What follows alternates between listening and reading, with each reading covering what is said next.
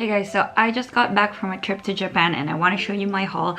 I've been wanting to do hauls ever since. For some reason, I just end up using all the stuff that I buy, and I don't know if you guys are interested in it, but I really do love watching hauls. I just like seeing what other people buy. It makes me feel satisfied without having to actually spend anything. I'm gonna split this haul into two parts. The first part would be music related stuff, miscellaneous items, maybe like fashion accessories. The second part will be all the stationery that I bought because there's so much stationery. I wanna go ahead and start with the music related stuff. There's only two and I didn't really plan on buying anything music related. I just walked by one of the music stores and saw a really cute keyboard that's for kids, and it's white and pink and blue, and it's this. And it has a lot of interesting percussion instruments over here. Clapping, snapping, fist bumps, camera shutter, mundane stuff like that. And there are other percussion instruments that are specific to Japanese sounds, like the train sound, the sound that the barcode makes when it does its scanning, and when you enter like a convenience store, the doorbell that rings, they have it on here. And what's most fascinating about it is it has a quiz mode, which will give you a random note and you have to determine what note it is by listening. So it's kind of like a quiz on music theory, which I'm very bad at.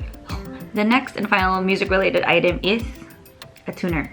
This is actually a tuner, a metronome, and how do I say this? Like maybe like a pitch reference. Again, I bought it because of the color and the theming. It's Little Mermaid themed. A little bit of trivia, I've been looking for a pitch pipe for the longest time, and I've been trying to look around the music stores here in the Philippines, but I can't find them anywhere. I think it's obsolete here, or at least they don't sell it anymore. But anyway, I found this. I don't know if you guys play instruments or how old you guys are, but I used to tune my guitar with this type of tuner.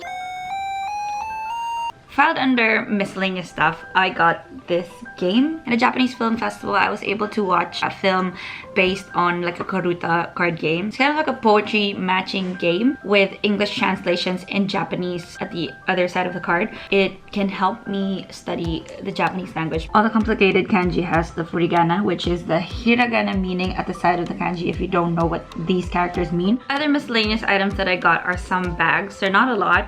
I bought a foldable echo bag, which is in the theme of Milky. My first and only cat was named Beko the Neko. The packaging of the Milky candies, this is the design of the tote bag. I just really liked it. And then I got a NASA themed lunch bag that I don't plan to use as a lunchbox. There were a couple of other sizes that they had. They had like a small one, and they also had tumbler sleeves. I tend to carry a lot of stuff with me, and so this fits everything that I want. The last like bag or pouch that I got is this cute Totoro bochi pouch. I think they're called bochi pouches, but they're silicone. They're made of silicone, and like you pop it open like this through the ears and just put your coins or earphones, AirPods, whatever you want in here. And honestly, this is a bit expensive. It's like 1,800 yen, and nabudol talaga ako nito, but it's just so cute. It's so adorable.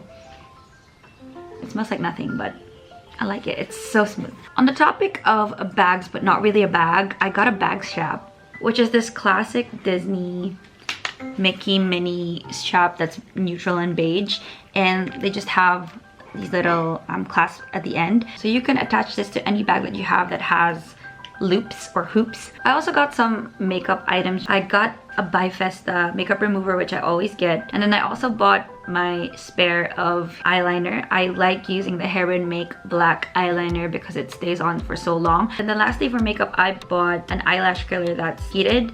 It's battery operated. I find that it's more effective if you curl it first and then you kind of use the tool to lift it up a bit further. Next on the miscellaneous items would be camera related stuff. I got a couple of tripods. I find that I always need like handy tripods, small tripods to take with me every day when I take my camera, when I find myself in weird filming situations where I have to kind of prop up my camera in weird angles. I always need some sort of tripod or support, and I've never gotten like a really small one that I could take everywhere.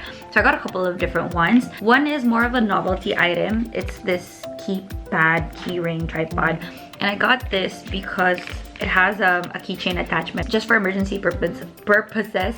I tested this out in the store. Honestly, it wasn't really stable at all, but I figured this would be good for emergencies because you can just take it anywhere with you. and the color is really nice. And then I got Manfrotto pocket one. I was really amazed by this because it just lays flat on your hand like that, but you can prop it up like this and it elevates your camera a good few inches. And then I also bought a tabletop tripod that's really small, but it can extend to a longer length that you want. And then my sister got me a mini tripod that's made of like a springy sort of material, a springy metal sort of material, and that's what I've been using for my Japan trip. This is not really a camera, but I'm gonna show this to you on another vid. My sister and I got this Canon Inspic printer, and I've been wanting this for a long time, but I have been debating. And of course, if you know me, I wouldn't be able to last a trip without buying any book related item or without buying a book, so I bought books. But this time these are mostly, actually all of them except one, are Japanese related resources. As you may or may not know, I have been studying Japanese since last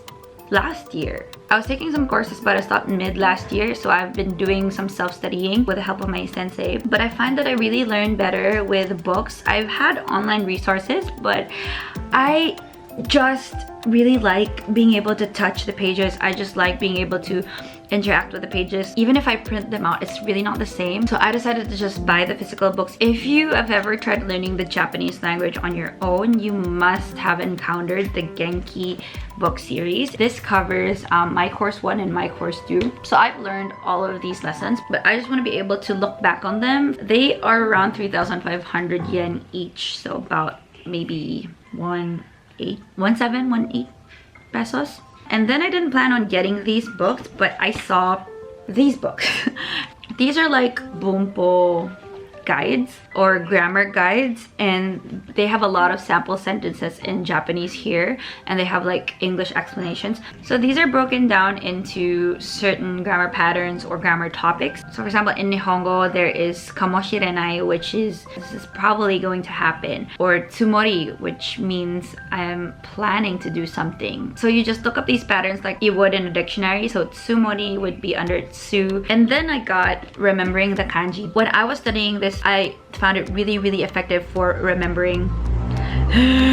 It was really effective for me to remember all of these radicals. It explains the origin of the kanji in pictograms and in certain ways that you would understand it more. But this was really kind of expensive. This was 5,124 yen. And then when we went to Furano in Hokkaido, I got this like sort of visual diary of a kid explaining her trip to, I believe, Hokkaido. Lastly, I got this book of vintage mushroom illustrations. I haven't opened it yet, and I can't open it for some reason. I don't have a scissors with me. And then as a random souvenir, I went to Asakusa with an online friend that I met who is a photographer, and we did like a mini shoot. And I just got this like mint case, and it just looks so nice. If you open it, there's just mints in there. And I think that is it for all my other non-stationery stuff. Most of it are just stationery related. Papers, pens, stamps, organizers, cabinets, acrylic holders. Guys, I forgot to tell you a couple of Detective Conan stuff that I got. When we went to Loft in Hokkaido, there was like a Detective Conan like merchandise extravaganza over there happening, and there was just a lot of merch there, and I couldn't resist. I love Detective Conan. I've loved it since I was a kid, and I wanted to be a spy. I wanted to be a detective. I like Nancy Drew. I got myself, number 1, a replacement for my IC card holder.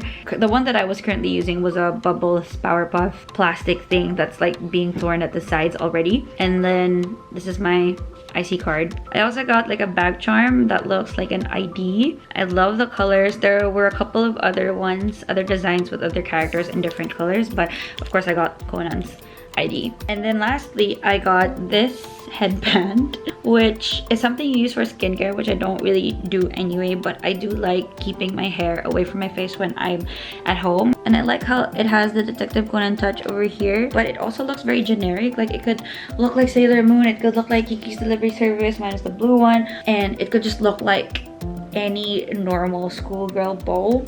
I love how it's generically uniformy. I think that's it for the non-stationary haul. And again, if I forget anything else that's not stationary related, I will add it to this edit and I will let you guys know. This so far is my Japan haul that's not stationary related. I hope you enjoyed this video and I will see you guys next time.